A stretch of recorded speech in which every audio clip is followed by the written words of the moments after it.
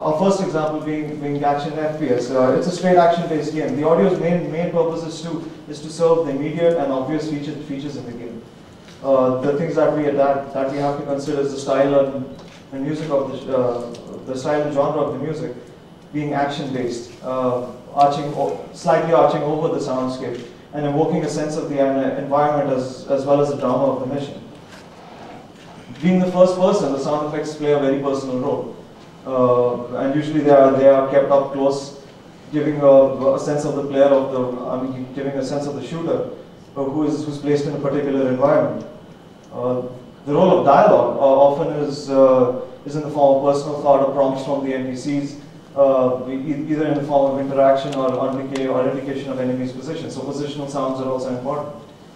And of course commands from the interface. Now with RPG and story-based games, they have this very rich storytelling feature, and so your music, the way it's composed, has to pretty much bring out the narrative essence of the game.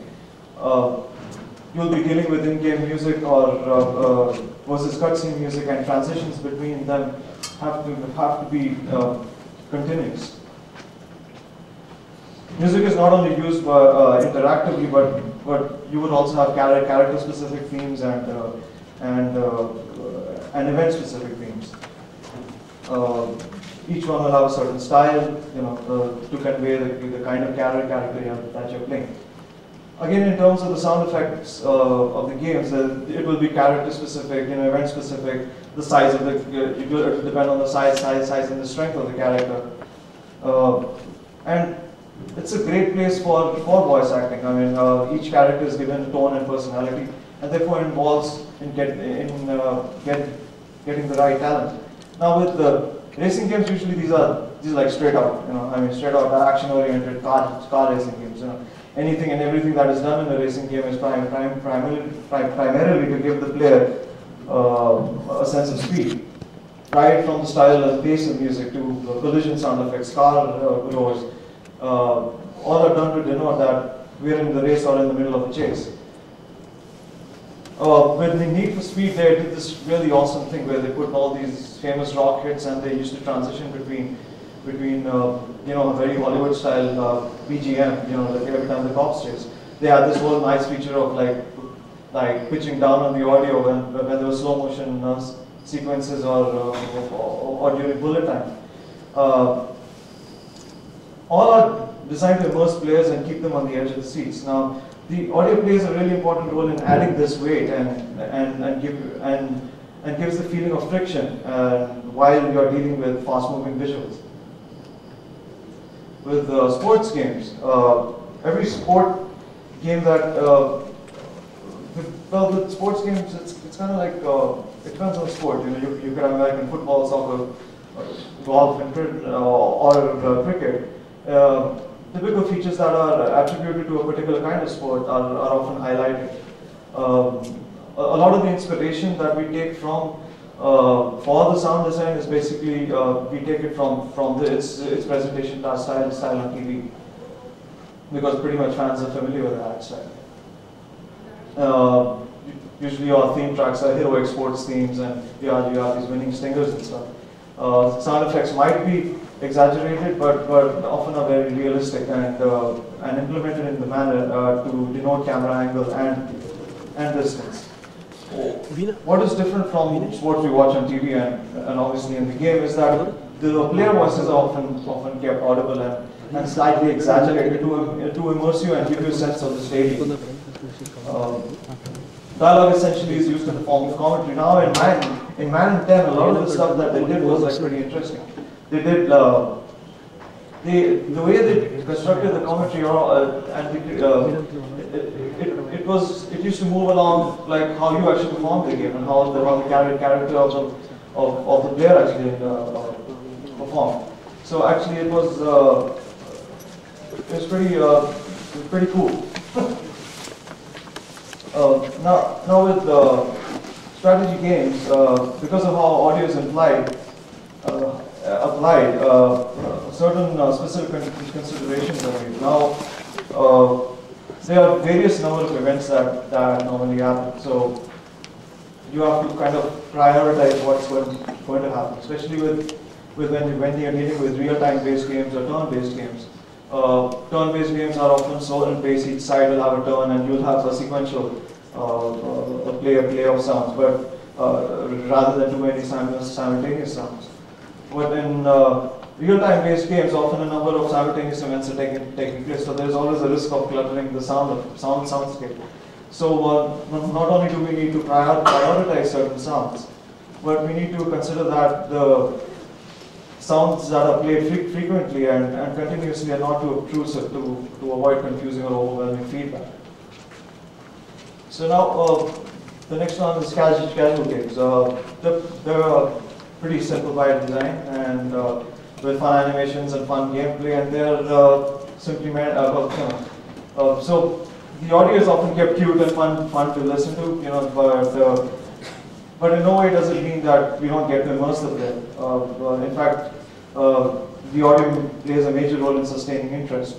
Things that a sound designer has to consider: the sound aspect, that the sound effects have to be playful in nature, innocent and fun to listen to.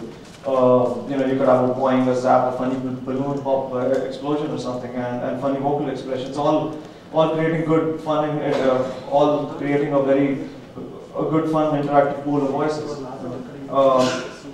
A composer has the task of creating catchy tunes that are high on its entertainment value. Theme tracks are often like jingles and humorous and even sometimes hummable. Of course, the thing with music is that there's always that annoyance factor. So especially when we're dealing with short loops in music. So often you'll have a title track in the menu and have subtle versions of it within the game, and then introduce interesting phrases for certain events and victory stanzas. Now, while we know these, the purpose and function of game audio and how they are considered within the game making, we have certain how the production tasks are executed is important as well. There are certain game audio requires certain unique set of tools. Though we do not entirely deviate from traditional techniques or standards of production, there are enough exclusive requirements, and how a developer chooses to meet his audio needs pretty much determines what equipments and methods are going to be used. Now, most obvious pieces of equipment are all your DAWs, which are digital audio workstations, and they have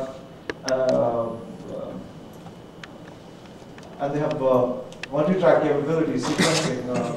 They have a lot of plugins that they are basically applications for dynamics control, graphic equalization, or reverb effects and stuff. And they also have the capability of importing third-party plugins like let's say for mastering, which is a very essential tool used to add polish and consistency to your audio. You'll be working with audio interfaces. You'll have production mixers and effects processors, hard and soft synthesizers for composing, and of course studio monitors. Those of you who are not familiar with the term studio monitors, it means speakers basically. Now, apart from having the right gear, which is a good place to start when you want to make worthwhile game audio, but what goes into creating the right music, sound effects, and dialogues is much more than just having the right gear. A certain skill set and techniques are developed and employed for successful game audio. Now, in terms of music production, being familiar with various styles is very important. Be it rock, pop, jazz, hip hop, classical, or any other style. Each style adds a certain style and persona. Different styles evoke different emotions. Moreover, each style is recorded and produced in a specific manner. Now from a project perspective, your game design will determine what is going to be the relevant music style, which in turn will determine your production style. So, are there resources that we need, that we might need? Are we looking for that band sound? So, if so, then you need to ask your questions: do we have the right studio? Do we have the right set of musicians. Do I need to buy booze for them? So, just joking. What kind of gear do these musicians have? Or do I really need a band? Can I pull it off? Can I cheat a little bit? Of course, knowing the depth of the project in terms of its creative demands and budget will determine what we are expecting out of the composition, and which will only help us take the right approach. But what is important here is that we have a good sense of composition and musicianship. Composers and musicians have to be proficient at their craft. While most composers have become one-man bands, pretty much with great technology and short deadlines, but sometimes it is required to call in session musicians because certain instruments that are more specialized or require a higher level of musicianship. However, if you understand the mechanics of other instruments, you will be able to fit it. Of course, we need the right tools and sample library. In fact, while composing music for Gajni, I couldn't cheat a violin solo. There was a very important feature in the music, so I hired a violinist, a session musician, and it just added a completely different dimension to the entire composition. Now, knowing how to play with the dynamics of a composition is a very crucial skill. So, how game music is constructed is very different from making songs and music for movies. Each part of the game has to be given a certain treatment. Each game is divided into its segments of gameplay and menu systems, and so is the music. And while your menu compositions might be colorful, a lot of in-game tracks are static, but without being uninteresting. So a crafted composer will be skilled enough to actually perform these tricks to accomplish this. Now with sound effects design, there is more of a sound engineering skill set along with a good ear and production sense. A lot of source recordings are available, but certain unique situations where you might be in a unique situation which you cannot really rely on pre-recorded sounds. So there are certain disciplines, even those commercially available sound effects libraries that you buy are pretty much some of these styles of recordings. They are recorded through certain methods. One of the historically popular methods is creating sound effects is Foley. Foley, basically the word comes from Jack Foley, one of the pioneers of sound design in early films. The art of creating, basically it's the art of creating general movement sounds, object handling like let's suppose a gun or something. Footsteps, clothes rustling, body fall sounds, punches that, and all are in sync to on-screen action. The task is accomplished by gathering suitable props, and basically, you have to manually make these run-throughs and stuff.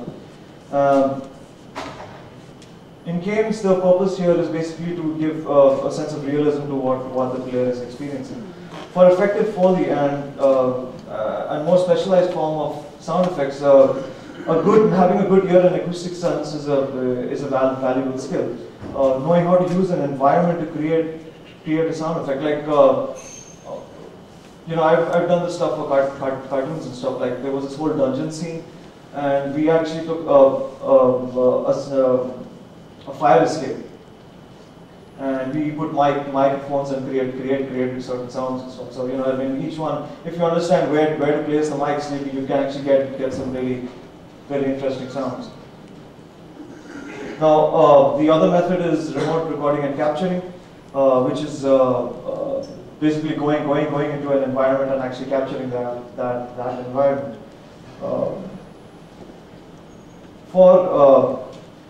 Besides this, sound designer's ability to artificially create feelings of obstruction and inclusion is also important.